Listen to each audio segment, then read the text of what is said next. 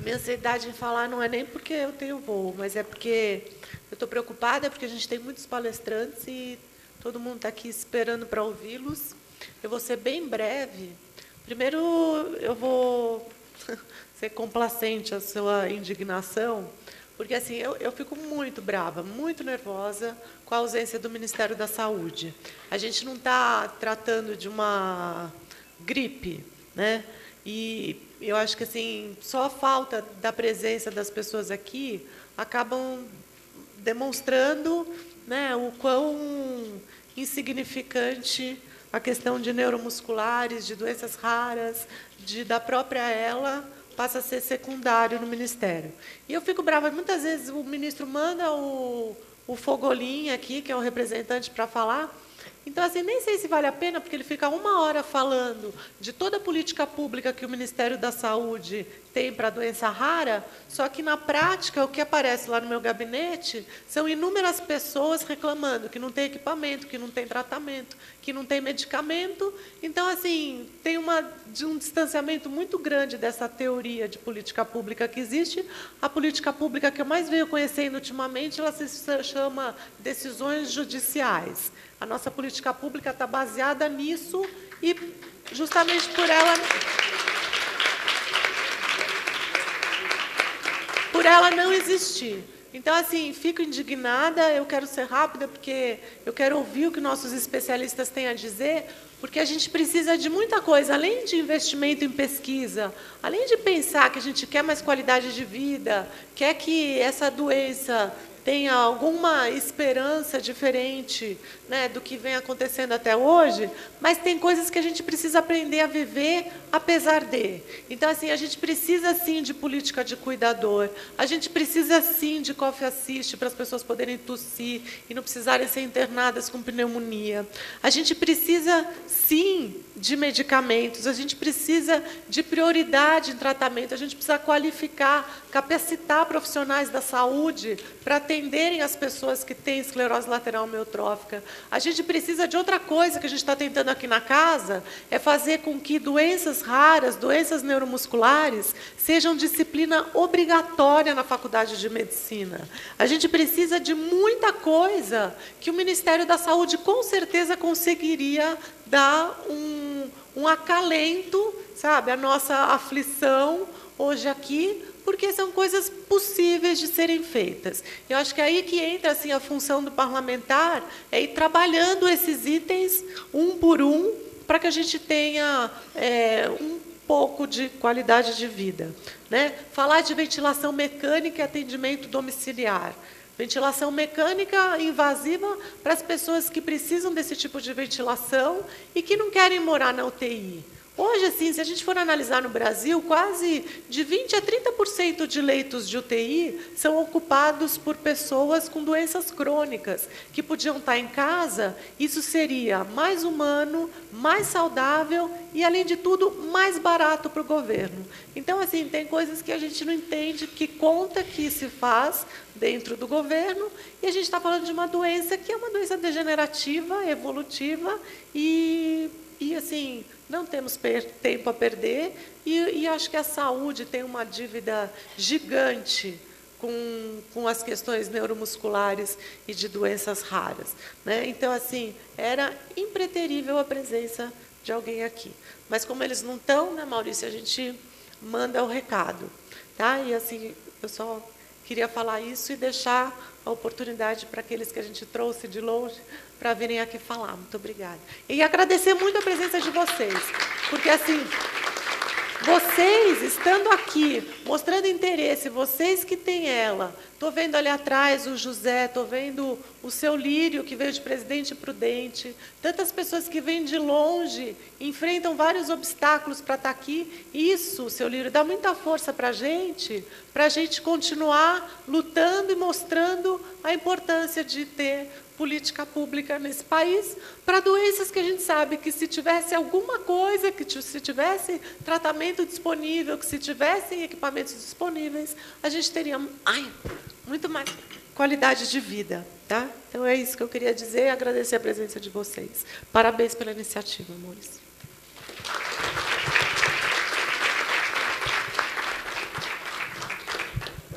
A deputada Mara Gabrilli é membro na Câmara dos Deputados da Comissão de Seguridade Social, da Frente Parlamentar de Defesa dos Direitos da Pessoa com Deficiência e da Frente Parlamentar de Doenças Raras.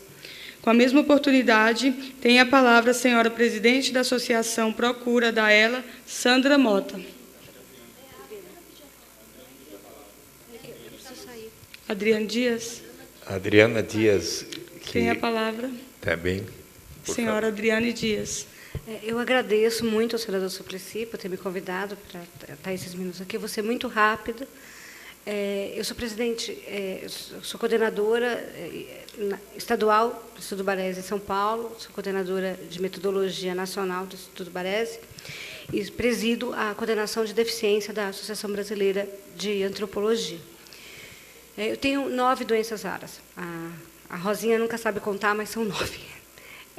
Eu queria parabenizar muito o movimento que vocês começaram pela Ela, viu, Ieda? Assim, o que vocês precisarem do Instituto Baresi, você pode pedir, viu, Ieda? Pode pedir que a gente ajuda. Tá? A gente tem uma experiência grande na área, principalmente na área de judicialização. Se vocês precisarem de ajuda, podem contar com a gente. Muito bom ver você aqui também na mesa, viu, Rogério? Muito bom ver você aqui na mesa. Eu e o Rogério fazemos parte do GT do Ministério da Saúde, que está produzindo a política de doenças raras. Eu queria comentar só uma questão que é assim, das doenças de avanço tardio, como ela, Coreia de Huntington, doença de Huntington, que tinha o antigo nome de Coreia de Huntington, e outras doenças de manifestação tardia. Uma das coisas que mais me choca é na área da assistência social, Mara. O quanto é demorado essas pessoas conseguirem se aposentar. Então, por exemplo, a aposentadoria só é dada para um paciente de ELA quando ele já está com todos os sintomas muito agravados. Isso é uma coisa que me choca muito, porque o diagnóstico de ELA ele não vai ser revertido. Né? Não é possível que uma pessoa se cure de ELA no estado em que as pessoas estão. Então, por que esperar e por que não dar a chance a essa pessoa viver os últimos anos de sua família com a sua família? Por que manter em trabalho uma pessoa que teve um diagnóstico de ELA e que ela poderia viver uma melhor qualidade de vida a partir desse diagnóstico? Então, eu acho muito cruel a pessoa de ELA não ter a possibilidade de se aposentar no diagnóstico. Então, eu acho que essa é uma questão que os parlamentares poderiam ver. Já tem? Tá. Isso é bom informar. Eu não sabia.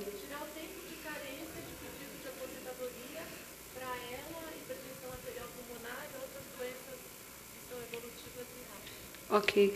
Porque eu acho que tem doença de Huntington, tem algumas doenças de manifestação tardia que precisariam ser incluídas, né, nesse projeto, talvez. Porque Huntington eu sei que não tem. Bom, eu também vou pedir para me ausentar, porque esse mesmo evento que está acontecendo das mulheres com deficiência, eu também sou palestrante. Né? Eu também estou participando. Ontem eu vim para um outro evento. Então, assim, eu estou participando de uma série de eventos de deficiência raras essa semana. Estou com uma agenda muito tumultuada, assim. Queria deixar um carinho aqui do Instituto. Nós temos 210 associações, temos várias pessoas com ela no Baresi, e queria agradecer e parabenizar muito vocês por essa luta, e saber que vocês têm o Instituto a hora que vocês precisarem. Tá? Muito obrigada.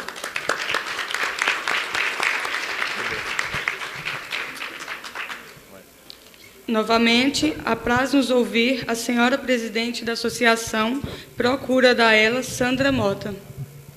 Boa tarde. Primeiro, obrigada pela presença de todos. Como a Mara já antecedeu, todos nós sabemos a dificuldade que é para cada um, seja familiar, paciente, cuidador, profissional, estar aqui. É ceder um dia para o assunto. Muito obrigada. Agradecemos também as autoridades presentes, em especial o deputado Quintela, a deputada Mara Gabrilli, sempre muito atenciosa e focada mesmo de participar dos eventos, nos atender as demandas, seja por telefone, pessoalmente, no plantão, na porta do plenário. Né? Então, assim, isso tem um valor muito especial para todos nós. Agradecemos também aos cientistas e profissionais de saúde interessados, principalmente aos familiares e pacientes aqui presentes, mais uma vez. Cada um de vocês traz um significado muito especial, pois aqui em carne e osso vocês representam os mais de 15 mil pacientes com ela acometidos no Brasil. Nós fizemos também um painelzinho onde mostra o mapa do Brasil, com os vários pontinhos que representam apenas 15% dos pacientes com ela no Brasil. É uma pena que, nesse mapa, muita gente já não faça mais parte dele. A nossa ideia é que o Ministério da Saúde, a Anvisa, o Parlamento, os cientistas, os profissionais de saúde não vejam mais os pacientes de ela apenas como números. Por trás desses números existem seres humanos. Nós queremos mostrar que cada pontinho daquele ali é o rosto de um paciente e de uma família que está por trás daquele pontinho ali. Aquilo ali, cada pontinho daquele, muitas vezes, representam 30 pessoas. Hoje, no evento alusivo ao Dia Mundial ao Combate da ELA, estamos aqui reunidos para esclarecer, informar, mas também para chamar a atenção do poder público para os problemas que enfrentamos. Pois, se não bastasse a doença, ainda enfrentamos muita burocracia por parte, principalmente, dos órgãos governamentais. Precisamos de efetividade e pressa. Efetividade como eficiência e eficácia no acesso a um respirador, por exemplo. Existe a portaria 1370 de 2008, que não é cumprida. Então, legislação, talvez a gente precise de menos, a gente precisa da efetividade do serviço. Exceto o município de São Paulo, onde essa portaria é cumprida de uma forma, não totalmente, mas é onde ela melhor acontece, né? O governo precisa nos ajudar a incluir o aparelho de tosse, como a deputada Mara já falou, na portaria citada. Isso traria mais qualidade de vida aos pacientes, prolongaria a sua vida e evitaria que ele retornasse ao hospital para ficar na UTI, muitas vezes. O governo precisa garantir celeridade nos procedimentos, como traqueostomia e gastrostomia ao paciente com doença neuromuscular. Hoje, em São Paulo, que é tido como referência, as pessoas demoram de 6 a 8 meses para fazer uma gastrostomia. Isso, para o Dr. Rota vai dizer muito bem o que isso significa para um paciente. A parte técnica ficará com os nossos profissionais de saúde, os doutores nos dirão sobre isso. Mas isso é caótico para o paciente. Sendo que, quando chega no momento de realizar o procedimento, o paciente já não tem mais condições de passar por esse procedimento. A doença é progressiva. Para aqueles que não sabem o que é uma traqueostomia e gastrostomia, a traque é um procedimento cirúrgico no pescoço que estabelece um orifício para melhorar a ventilação mecânica, através do respirador. A gastro é um procedimento cirúrgico que vai servir para a pessoa se alimentar por esse orifício. O governo precisa destinar verbas para financiar estudos clínicos no Brasil, pois hoje o que é destinado de verba chega a ser ridículo do ponto de vista dos pesquisadores, porque assim, o Brasil, que ele investe é menos que muitos estados, né, doutores, investem, né? É um percentual, é 10% do que muitos estados nos Estados Unidos investem. Até hoje não se aprovou um protocolo clínico para tratamento de doença neuromuscular no Brasil. Precisamos desburocratizar a importação de insumos para pesquisa. É um absurdo um cientista ter que esperar 6 meses para receber o material importado e dar continuidade à sua pesquisa. Isso também, apesar de estar dentro da pauta da deputada Mara Gabrilli, ainda existe esse problema. Precisamos de celeridade nas análises. O projeto de lei que está tramitando. O projeto de lei está tramitando, enquanto isso, o problema continua, né? Precisamos de celeridade nas análises de incorporação de medicamentos, principalmente na aprovação de um protocolo de pesquisa clínica. Nós não temos tempo para esperar. A ELA é uma doença neurodegenerativa, progressiva e fatal. Cada minuto passado significa a morte mais próxima. O governo precisa nos ajudar. A cada semana é um paciente que morre, uma família que é destruída, seja porque perdeu seu ente querido, seja porque acaba de receber esse terrível diagnóstico. O Brasil precisa participar de ensaios clínicos. O Brasil tem cientistas com enorme potencial para desenvolver pesquisas clínicas. Eles precisam de verbas para desenvolverem seus estudos, de insumos e de celeridade. É urgente a necessidade de firmar convênio com entidades internacionais, fazer intercâmbio com novas tecnologias. Senhores, o tempo urge. Nós não temos tempo de esperar 8 anos para que uma portaria seja implantada. É urgente a implementação da política para pessoas com doenças raras, seja da doença, entre aspas, mais simples, a doença mais grave. A portaria, só como documento, não existe. E é fundamental que todos nós participemos ativamente. Nós, pacientes, familiares, cuidadores, é necessária a mobilização social para cobrar do Ministério da Saúde, que hoje não se faz presente aqui e não se faz presente dentro do serviço que acontece, como a gente sabe, né? Os pacientes com esclerose lateral amiotrófica não podem continuar morrendo pelo descaso, pela falta de esperança. A doença ainda não tem cura, mas os doentes brasileiros ficam apenas assistindo à busca pela cura no mundo todo, sem ter a esperança de um dia participar de um ensaio clínico sem poder lutar. Essa realidade precisa ser mudada. O Brasil, o último ensaio clínico que teve sobre medicamento, o Brasil ficou fora. Mais de 900 pessoas no mundo participaram e não participou um único paciente brasileiro. A gente fica sabendo disso quando descobre que o medicamento não foi aprovado. Alguém no Brasil participou? Não. Então, a gente precisa participar mais ativamente desse assunto pesquisa clínica. Somos seres humanos e por trás de cada um de nós existe uma família que sofre, uma família que adoece. Quando falamos em 15 mil pacientes com ela, falamos em mais de 60 mil pessoas que adoecem junto, que são os seus familiares. Uma pessoa com ela, quem tem em casa ou quem convive sabe muito bem o que representa. É uma pessoa que não faz absolutamente nada sozinho. Se ele quer coçar a cabeça, ele precisa de alguém que o faça. Precisamos ter acesso ao mínimo que garanta a nossa sobrevivência. Precisamos ter esperança. E vocês, todos vocês aqui presentes, reunidos, precisam se unir a nós e definitivamente mudar essa realidade. Sozinhos somos raros, mas juntos somos fortes. Muito obrigada.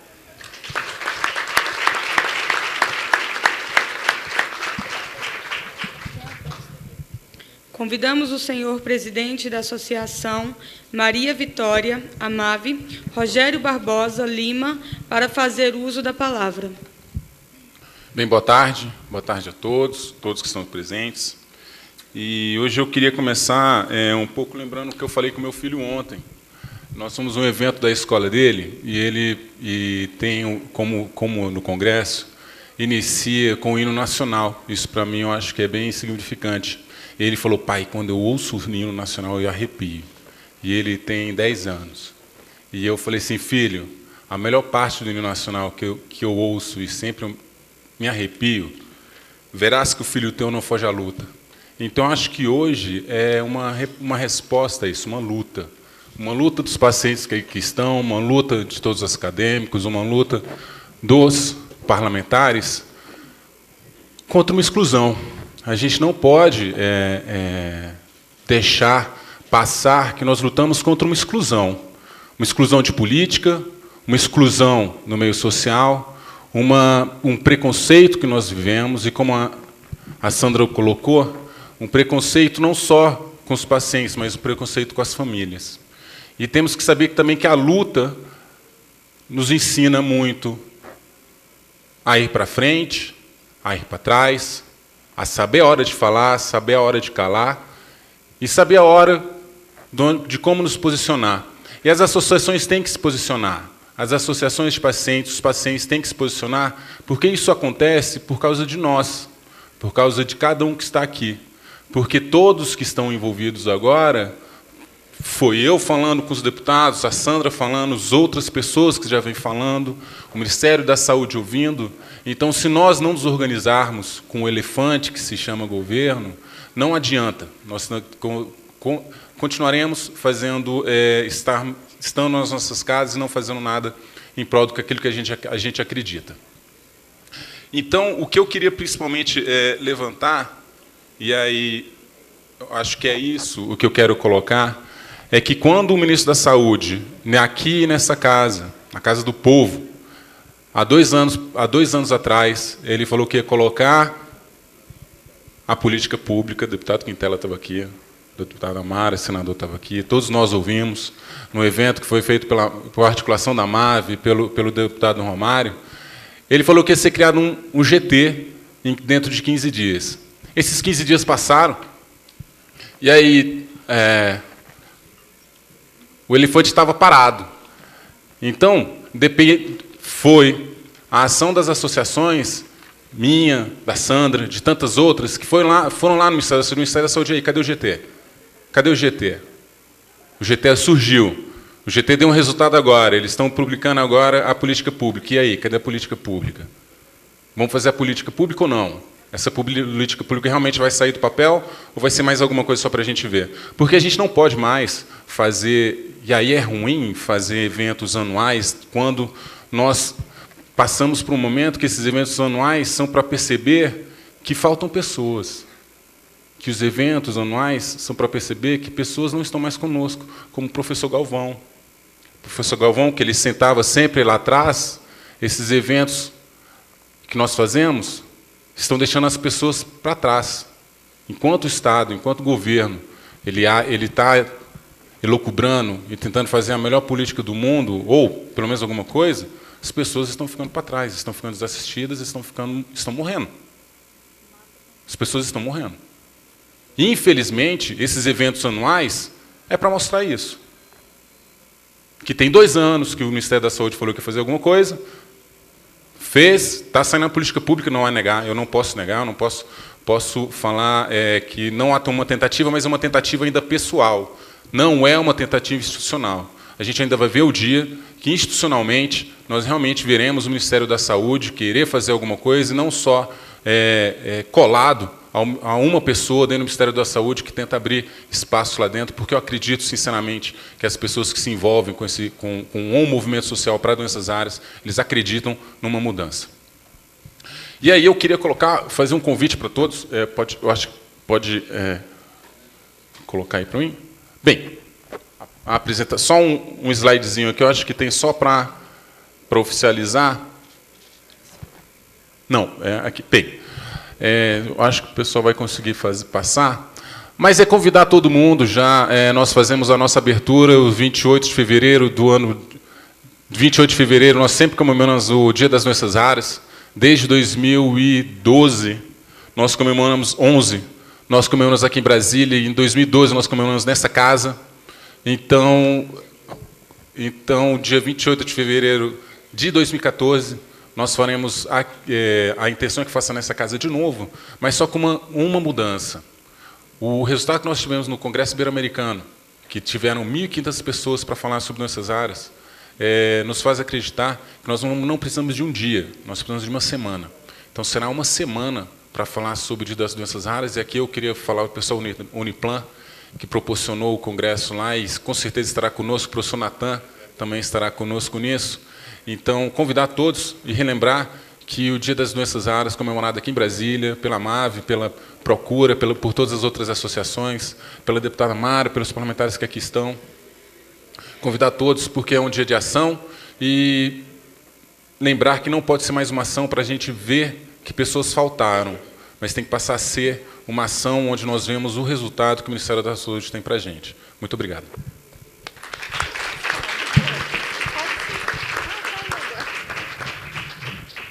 Só fazer um esclarecimento, até porque a doutora Lígia, a doutora Maiana, com certeza elas vão perguntar isso, com relação a esse projeto de lei, que ele é de autoria do Romário, eu sou relatora, é um projeto de lei que desburocratiza a importação de insumos de laboratório para pesquisa científica, porque assim, o que eu venho assistindo é que os nossos pesquisadores muito reclamam de não terem, por exemplo, um reagente que demora uns 3 meses para chegar aqui, reclamam muito mais disso do que de recurso. Então, assim, nos Estados Unidos, você encomenda um reagente de manhã, à tarde ou em 24 horas ele está lá. Aqui, nossos pesquisadores ficam parados esperando o reagente meses. E é isso que a gente está querendo transformar. Só que esse projeto, só para vocês entenderem o processo, ele está no Ministério de Indústria e Comércio, parado lá, ninguém lá se entende, eles não têm um parecer para dar, não adianta eu colocar ele para ser votado, que daí eles colocam alguém do governo lá para rejeitar, tirar da pauta, pedir vista, para tirar de lá. Então, assim, é outra forma que o governo tem de ficar atrasando a nossa vida, que é não dar um parecer. Então, assim, a gente está esperando, eu estava até conversando aqui com o deputado Maurício, falando assim, o que eu faço? Né? Tipo, vou lá, faz um escândalo na porta do Ministério, para ver como que a gente tira esse projeto de lá para que ele continue a tramitação aqui na casa. Só para dar uma satisfação para vocês nessa questão.